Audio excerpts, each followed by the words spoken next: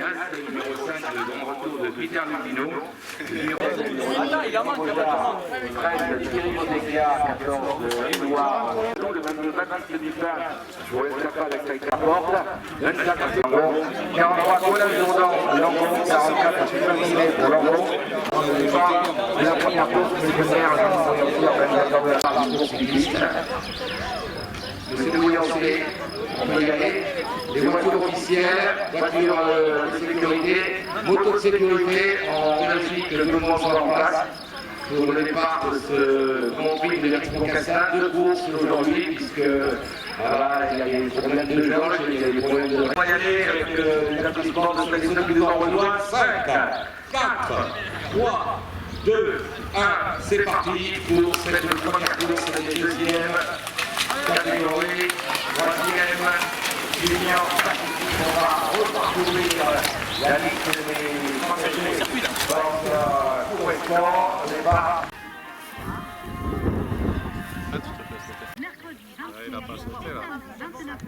On aura l'occasion donc de faire le premier pointage, de voir quels sont ceux qui sont les plus aptes à jouer les premiers rôles. Il restera 5 tours. On rappellera que les coureurs sont partis pour 6 tours pour cette étape pour les championnats départementaux de Lot-et-Garonne.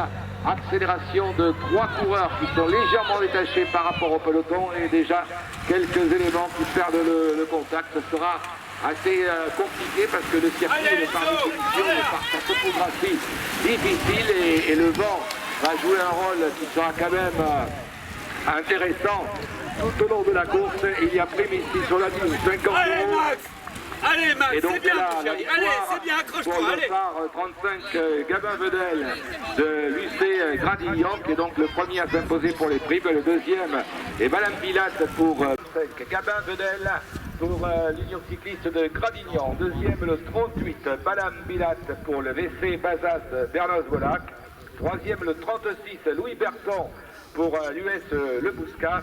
Et quatrième, le 41, Gaëtan Gracianette pour le WC Pays de Langon. Voilà donc le résultat concernant cette première prime qui, on le rappellera, était de 50 € qui est offerte avec la collaboration Parcours Carrière avec le titre de champion de France des Masters et surtout un titre de champion du monde, le grand retour de Peter Lubino. Le dépannage, donc un coureur échappé et puis derrière le peloton qui est groupé, c'est le deuxième tour. Il reste 4 tours dans cette épreuve réservée aux deuxième catégorie, troisième catégorie, passe cycliste Open et junior. Les passes cyclistes Open, on demande souvent à quoi correspond cette catégorie.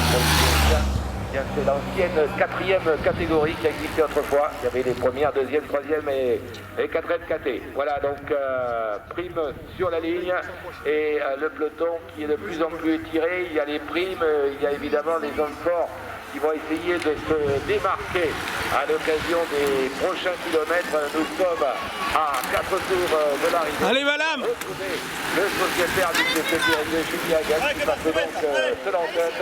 Voilà Julien Hagen qui a rejoint le CC Périgueux à l'intersaison qui était l'année dernière à Bordeaux, au cap de Bordeaux, et qui passe en première position. Le coureur de Statis, deuxième position Thomas Barrel, suivi du Starfleet, Geoffrey Malossan pour Leclerc et le club de Tolens. Le peloton est tiré, les coureurs qui... Par conséquent, les enfants ont encore le temps de pouvoir s'illustrer en attendant. Et il y a 70 € de prime. Et nous allons donc accueillir les coureurs pour le troisième passage, le troisième tour, la mi-course dans le cadre de ce Grand Prix de l'Éric Moncassin, cette ronde du terrain. Et c'est l'arrivée, donc dans 3 tours maintenant, il y a prime de 70 € ici sur la ligne, prime qui va être gagnée par Pédalic Urgé, voilà, qui Clément Nero de Leclerc de Leclerc. Nous sommes avec un groupe de tête qui possède une belle avance par rapport à un peloton qui est complètement disloqué maintenant. C'est vrai qu'il y a des écarts sérieux entre...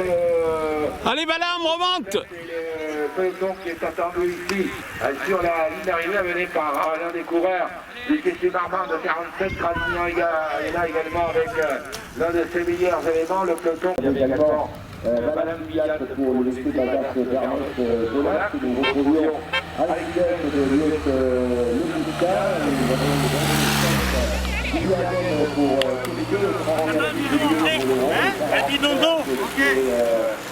Kevin Poemiro pour Salis qui a pris ici sur la ligne avec Georgie Kamel. Et Rubio qui va essayer de faire carrière en Scandon. Quatrième passage, il reste 2 tours de circuit. Rubio qui s'impose. Le deuxième est Corat, le troisième est Georgie. Voilà pour le classement, quatrième Diagène. On retrouve donc les coureurs à 2 tours de l'arrivée. Allez, Madame Recolle. La victoire finale, il est vrai que nous avons quelques-uns des favoris avec l'expérience qui est représentée à l'avant, qu'on a Rubio qui a brillé sur quelques belles épreuves par étape avec le STO Laurent, qui avait couru dans l'entente certificat qui a pu distinguer Grand Prix de la Fédération il y a 2 ans en prenant la 5e place avec les deux listes, donc victoire de Rubio avec le dossard numéro 31 et porte de couleur Allez. le deuxième avec le dossard numéro 30, c'est bien Pierre également. Merci au Laurent, c'est des endroits de temps.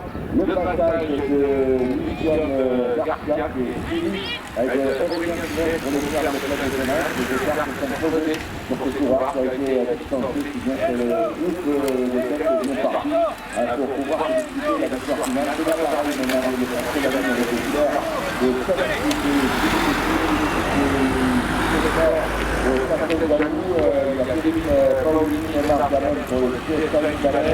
de Philippe Rubio qui s'est classé dans de nombreuses courses d'élite, qui s'est distingué dans les courses par étapes, qui fait partie de ceux qui ont de l'expérience. Le dernier tour de circuit en attendant, et il y a 100 € de prime ici sur la ligne. On va annoncer le dernier tour pour les hommes de tête.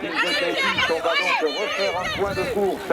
Dès que les échappés seront passés ici sur la ligne d'arrivée, le dernier tour de circuit en attendant, il y a 100 € de prime pour les concurrents qui partent pour le dernier tour. Et nous retrouvons donc Philippe Rubio qui est bien l'homme de la situation, qui est bien l'homme de tête, avec Gus qui passe en 2e position, en 3e position Malossan, en 4e position Coapé, suivi de Liturgie, lui-même suivi de Julie Hagen, avec les autres coureurs du groupe de tête, marche fermée par Edouard Rian, le Britannique du CC Marmande. Donc on va rappeler le résultat de la prime. Le premier, le 31, qui est bien Philippe Rubio. Deuxième, le 37, qui est donc Alex Hidez pour le Bousca. Troisième, le 6, Geoffrey Malossan. Quatrième, le dossard numéro 30, Pierre Coap.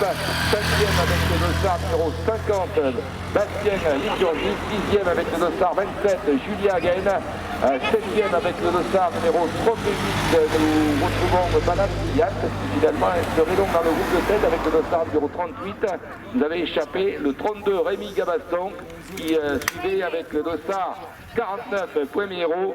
El dossard numéro 15, Edouard Yann qui permet la marche. Donc on ajoute dans ce groupe de tête le 38, Billette qui porte les couleurs de Bazas Bernas Vodac, et il semblerait que Rubio soit décidé à aller chercher la victoire, puisque il a attaqué ici au passage sur la ligne Balam Billette qui porte le dossard 38. On va refaire un point de course, sachant que la victoire ne pourra revenir qu'à l'un de ces coureurs qui a été annoncé dans le groupe de tête.